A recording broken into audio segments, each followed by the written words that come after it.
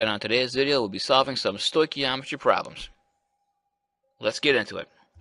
One of the things you're going to need in order to be successful at stoichiometry problems is an understanding of the conversion factors we'll be using. We've already learned that 1 mole has a certain amount of atomic weight, and you get that number from the periodic table. You know, for oxygen, the atomic weight for oxygen is going to be, 16. If the atomic weight is for oxygen, the oxygen is O2, then it's 16 plus 16, which gives me 32. All right, so the atomic weight is going to come from the periodic table. So anytime I see atomic weight, I'm going to reference the periodic table. Okay, so anytime I have, say, 1 mole of oxygen, you're going to write down 1 mole of oxygen and followed by its weight on the bottom. And likewise, if I'm talking about oxygen, I could say 1 mole of oxygen will have a space of 22.4 liters, and I'm just going to continue to put down of oxygen. Okay, and likewise, I can reference 1 mole of oxygen has 6.02 times 10 to the 23rd, and we're going to key in oxygen as a molecule, so therefore I'd reference that. So you do need to be familiar with all our conversion factors. We are introducing a new conversion factor. It's going to be called the mole ratio, and I'm going to put numbers here of moles of something over moles of something else. But that's coming at us today. So once again, in order to be successful today, you really need to have these conversion factors memorized and ready to use. Okay, guys, here's our first problem. Stoichiometry is going to be used in order to take us from 3 grams of magnesium in a reaction. It's going to react with some oxygen that's in the air, and it's going to produce some magnesium oxide. This is a lab we worked on in class, all right? Silvery metal reacts with the oxygen in the air to produce a white powdery dust. Good chemical change took place. Right now, though, I'm going to ask you to try to quantify and tell me how much magnesium oxide I should make, given 3 grams in the reaction. So let's set this up. I'm looking for a dimensional analysis problem. And even if you're kind of new to this, you should see on here that there are 2 givens. I'm giving you 3 grams of magnesium, and I'm also giving you the amount I'm looking for. I'm looking for grams of magnesium oxide. How much magnesium oxide did I place? And when we set the problem up, I always encourage you to set the problem up writing down the givens. So let's write down the first given. The first given is exactly 3.00 grams of magnesium. And it is important that you write down magnesium. It is important that you write down grams as well. I'm going to list on the other side here the other given. The other given is what I call where I'm going into. And this case is going to be grams. And the unit that I'm measuring is grams of magnesium oxide. So I'm looking at magnesium oxide. We do have to keep in mind what we're doing here. Okay, this problem is going to have 4 steps involved, and that's the first one. All right, so here we go. This is what we're looking at, guys. So you've already written out the givens. Now the question is, how do I convert out of the givens?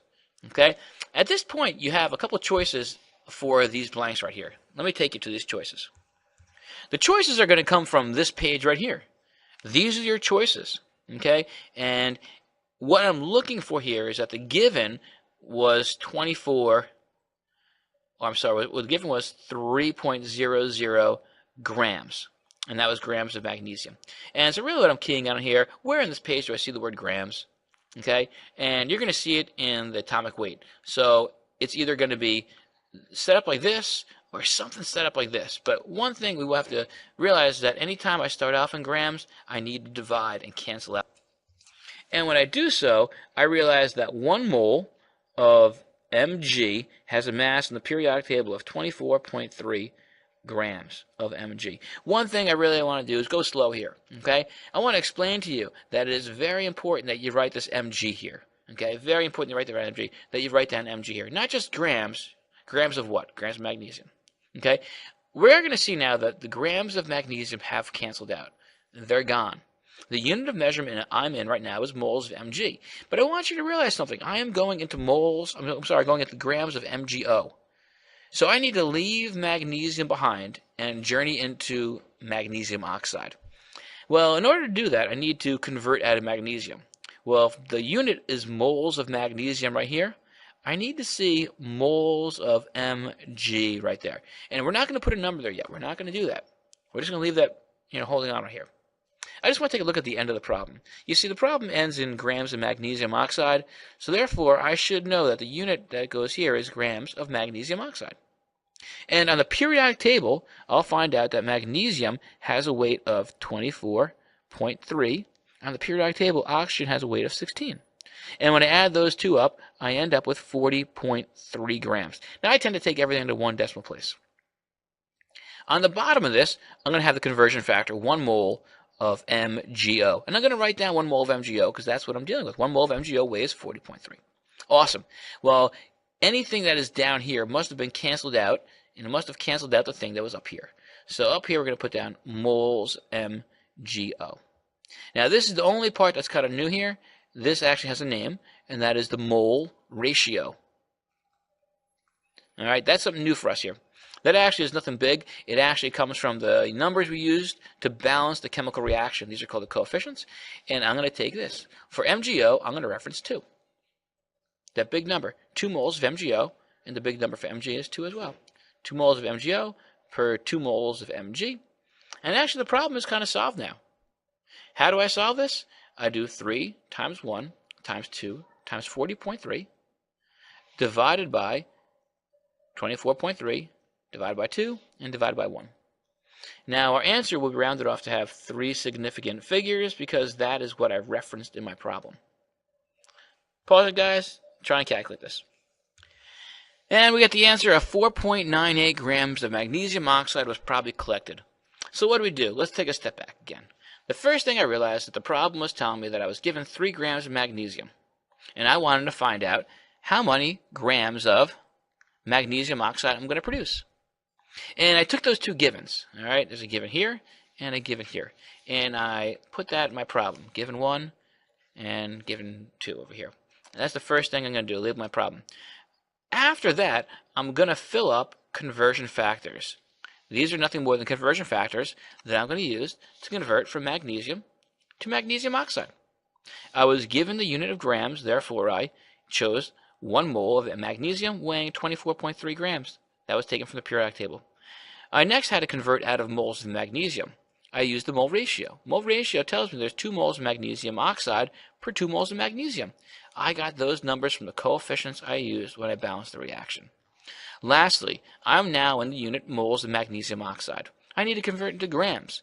Moles of magnesium oxide, I multiply by 40.3 grams of magnesium oxide. That number came from the periodic table, over 1 mole of MgO. And all along the way, I am canceling out units, moles of MgO. Moles of MgO, moles of MgO, and lastly, grams will match that answer over there. Grams. Okay? This number was rounded to have 3 significant figures, just like the initial given.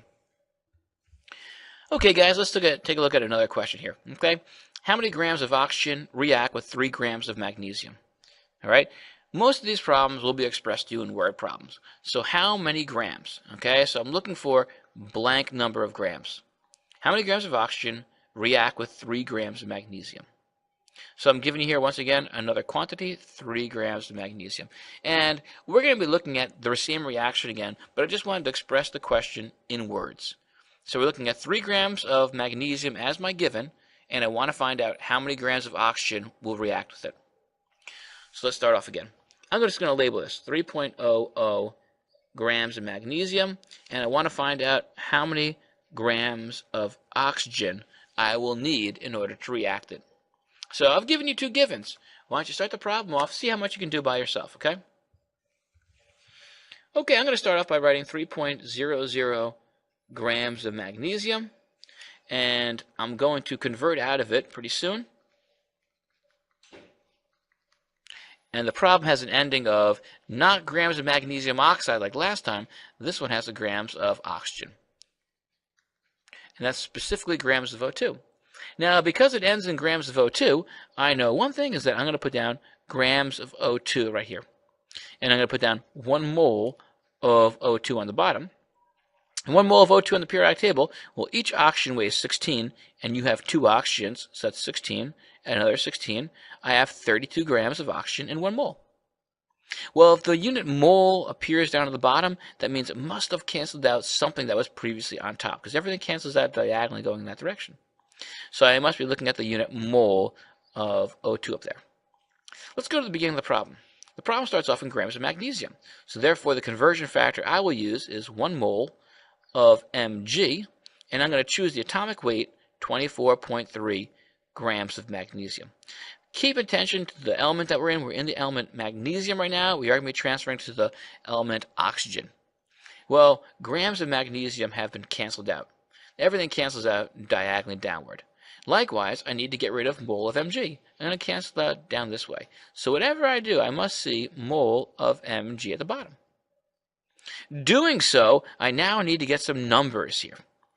And this is the point where I look at the periodic, not the periodic table, so I look at the reaction, and I key in on the coefficients that I use to balance them. For magnesium, the big number is 2, and the coefficient for oxygen is 1. How many grams of oxygen will I need? Well, let's multiply 3 times 32, divided by 24.3, and divided by 2, and the answer ends up being 1.98 grams of oxygen is what I need. The problem, success in this problem is one of the keys is establishing your givens. That kind of assures me that I'm going to stay in magnesium, and I'm going to convert into oxygen. So having them in place does help us out quite a bit. One thing you're going to notice, is that this is magnesium. Well, it's grams of magnesium, but it's magnesium. This is still magnesium as well. And you're going to notice this still deals with magnesium too. Now let's move on though. We still see magnesium over here. And you're going to see magnesium traditionally in these places. And it's not just magnesium. You're going to see the element that you start with in these places. And likewise, we're going into the unit oxygen. And you're going to see the unit oxygen, or the element oxygen right there. You're also going to see it right there. You're going to see it right here. And you're also going to see it right here. All right, so these are the places you're familiar with now. Whenever I'm converting from an element, I'll see that element in the first 4 boxes. And likewise, I'll see the next element in the next 4 boxes. And it kind of helps you keep track of your elements. The last problem we're going to look at today is this. Okay, it's not expressed in words. It's simply expressed in a chemical formula here. And what I want to know is how many grams of H2 will I need in order to make 20 grams of H2O? Now, this problem could also be solved with how many grams of oxygen too, but just for the sake of cutting down on the length of this video, we're not going to solve for this.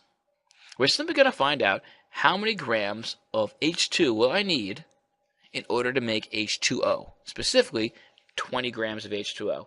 So try and solve this, guys. The first thing I'm going to do is write down 20 grams of H2O as a given.